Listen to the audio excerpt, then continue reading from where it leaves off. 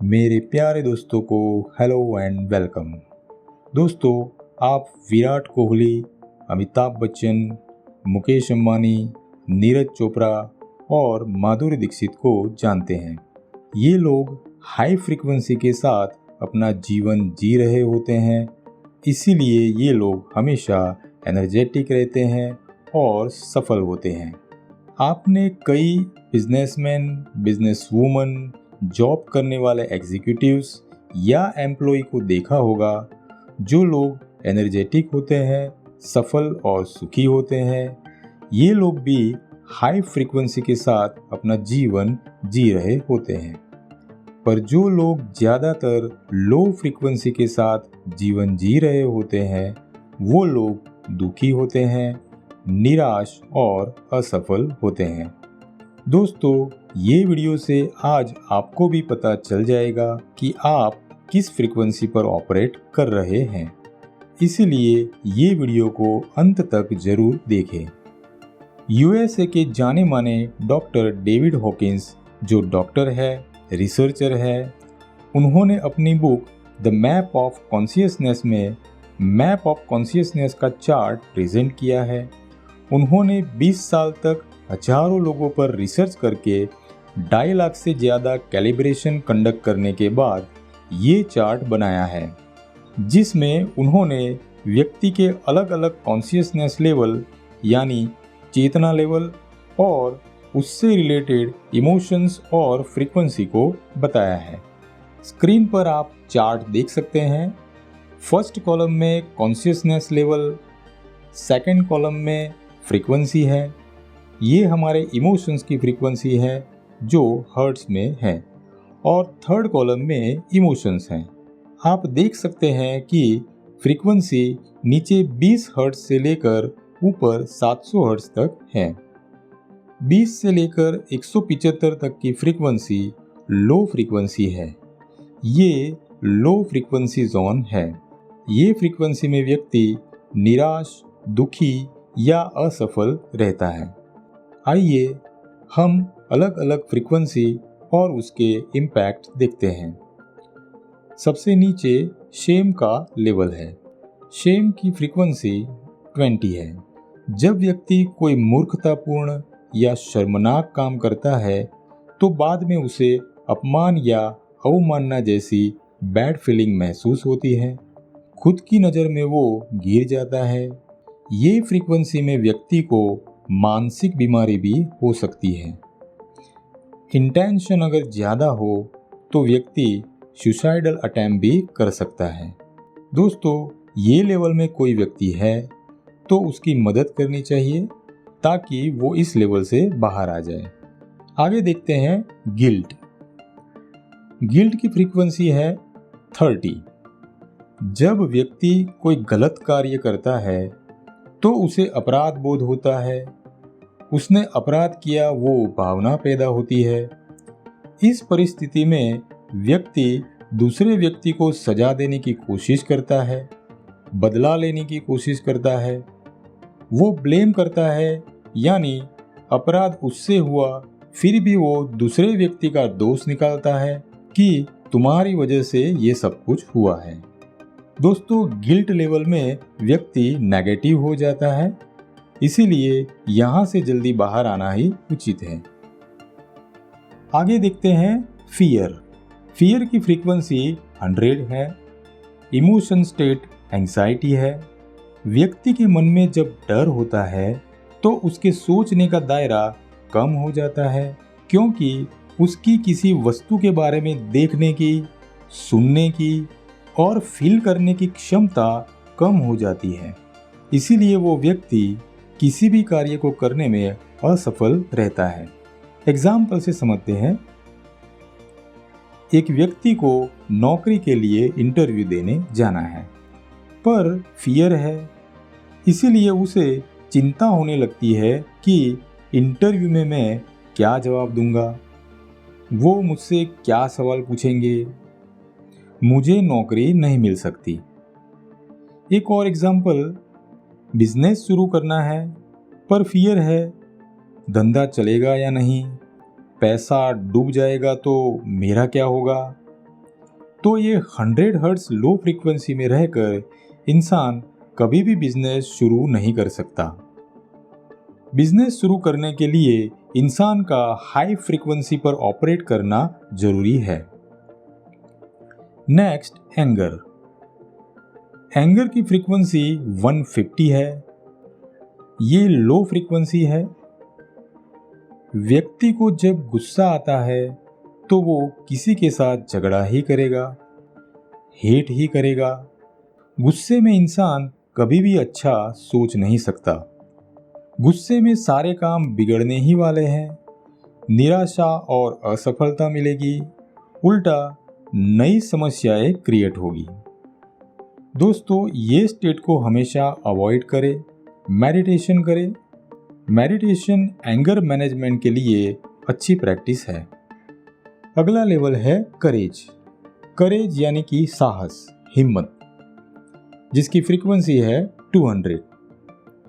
दोस्तों, high frequency की शुरुआत करेज से ही होती है। 200 फ्रीक्वेंसी पर आप अपने डर पर जीत पा लेते हैं और साहस, हिम्मत से जीना शुरू करते हैं। 200 फ्रीक्वेंसी से व्यक्ति के जीवन में परिवर्तन आता है। यह व्यक्ति अपनी गलतियों को सुधार कर खुद को बेहतर करने का साहस करता है। डर, शिकायत और घमंड कम होने पर व्यक्ति प्रोडक्टिव बनता है। व्यक्ति के सामर्थ्य और धैर्य का विकास होता है। करेज से व्यक्ति अपने जीवन में परिवर्तन लाना शुरू करता है। Next, willingness. विलिंगनेस की फ्रीक्वेंसी 310 है, 310। विलिंगनेस यानी किसी कार्य को खुशी खुशी करने की इच्छा शक्ति, तत्परता। फ्रीक्वेंसी 310 हो, वो व्यक्ति पॉजिटिव एनर्जी से भरा होता है। व्यक्ति को हर जगह अच्छाई और मौके दिखने लगते हैं। किसी कठिन कार्य में भी व्यक्ति परेशान नहीं होता, कार्य को सफलता से पूरा करता है। ज़्यादातर एंटरप्रेन्योर, बिजनेसमैन, बिजनेसवुमन ये फ्रीक्वेंसी में ऑपरेट कर रहे होते हैं। यहाँ प्रमोशन और ग्रोथ जल्दी होता है। जो भी स्टूडेंट्स ये फ्रीक्वेंसी में होते हैं वो बहुत आसानी से सीखते हैं और हायर परसेंटेज लाते हैं। आगे कॉन्शियसनेस लेवल रीजन को समझते हैं। रीजन की फ्रीक्वेंसी 400 है। जो व्यक्ति ये फ्रीक्वेंसी पर ऑपरेट करता है उस व्यक्ति की इंटेलिजेंस और रीजन की क्षमता उसके इमोशन से भी ज़्यादा ताकतवर होती है। डॉक्टर्स, साइंटिस्ट, जजेस, फिलोसोफर जैसे इंटेलेक्चुअल लोग ये फ्रीक्वेंसी पर ऑपरेट कर रहे होते हैं। ये लोग गहरी बात हो, कॉम्प्लेक्स डेटा हो, आइडिया हो, उसे आसानी से समझ सकते हैं और जल्दी बुद्धिमान निर्णय ले सकते हैं। ये फ्रीक्वेंसी वाला व्यक्ति बहुत ही जल्दी प्रोग्रेस करता है। अगला लेवल लव। लव यानी प्रेम। लव की फ्रीक्वेंसी है 500। लव यानी सिर्फ अपने माता पिता, पति या पत्नी ही नहीं, ये दुनिया, दुनिया के सभी लोग, पशु, पक्षी, प्रकृति और सारी चीज़ों के प्रति प्रेम। सबका सम्मान करना, केयर करना प्रेम है, लव है। हम नौकरी, बिजनेस, पढ़ाई या जो भी कार्य कर रहे हैं उस कार्य में आनंद आना भी प्रेम है। ये फ्रीक्वेंसी वाले लोग शांत, समझदार और पॉजिटिव माइंड वाले होते हैं, जिनके साथ रहने से मन को शांति मिलती है। दोस्तों, कोई भी व्यक्ति 2400 घंटे कोई एक फ्रीक्वेंसी में नहीं रह सकता, क्योंकि इमोशन बदलते हैं तो फ्रीक्वेंसी भी चेंज होती है।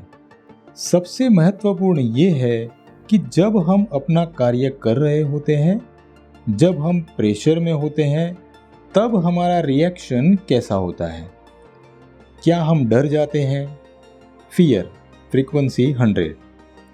क्या हम गुस्सा करते हैं, चिल्लाते हैं? Anger, frequency 150। क्या हम मजबूत इच्छा शक्ति के साथ कार्य को सफलतापूर्वक पूरा करते हैं। Willingness frequency 310। क्या हम अपनी इंटेलिजेंस का उपयोग करके जटिल कार्य को भी पूरा करते हैं? Reason frequency 400। दोस्तों, इस बात से पता चलता है कि हम ज़्यादातर किस फ्रीक्वेंसी में रहते हैं। दोस्तों, फ्रीक्वेंसी और वाइब्रेशन एक ही है, एक दूसरे से रिलेटेड है। किसी चीज का वाइब्रेशन कितना है वो हम फ्रीक्वेंसी से दर्शाते हैं। फ्रीक्वेंसी एक संख्या है, आवृत्ति, जिसे हम हर्ट्ज HZ से दर्शाते हैं। हाई फ्रीक्वेंसी यानी हाई वाइब्रेशन, लो फ्रीक्वेंसी यानी low vibration. Law of attraction के बारे में आपने सुना हो तो आपको पता होगा, लॉ ऑफ अट्रैक्शन यानी जो सोचोगे वो पाओगे। आपका जो गोल है उसकी फ्रीक्वेंसी से आपकी फ्रीक्वेंसी मैच करना लॉ ऑफ अट्रैक्शन है। फॉर एग्जाम्पल, आपका गोल है एक नया घर खरीदना, जिसकी फ्रीक्वेंसी हाई है, तो आपको भी अपनी फ्रीक्वेंसी को बढ़ा के गोल की फ्रीक्वेंसी से मैच करना होगा। 100 या 150 फ्रीक्वेंसी के साथ आप बड़े गोल अचीव नहीं कर सकते। दोस्तों, व्यक्ति अगर लो फ्रीक्वेंसी जोन में यानी कि 20 से लेके 175 फ्रीक्वेंसी में ज़्यादातर रहता है तो वो जीवन में प्रोग्रेस नहीं कर सकता। व्यक्ति अगर चाहे तो अपनी फ्रीक्वेंसी बढ़ा सकता है। बहुत सारी प्रैक्टिसेस और टेक्निक्स है जिससे अपनी फ्रीक्वेंसी को बढ़ा सकते हैं। एक लेवल अप आने से भी जीवन में बदलाव आता है। दोस्तों, ग्रैटिट्यूड एक बेस्ट प्रैक्टिस है, तो पॉजिटिव अफर्मेशंस और मेडिटेशन से भी हम अपनी फ्रीक्वेंसी बढ़ा सकते हैं, वाइब्रेशन बढ़ा सकते हैं। इसी चैनल पर मैंने पॉजिटिव अफर्मेशन और माइंडफुलनेस मेडिटेशन पर 2 अलग अलग वीडियो बनाए हैं, जिसकी लिंक मैंने डिस्क्रिप्शन में दी है।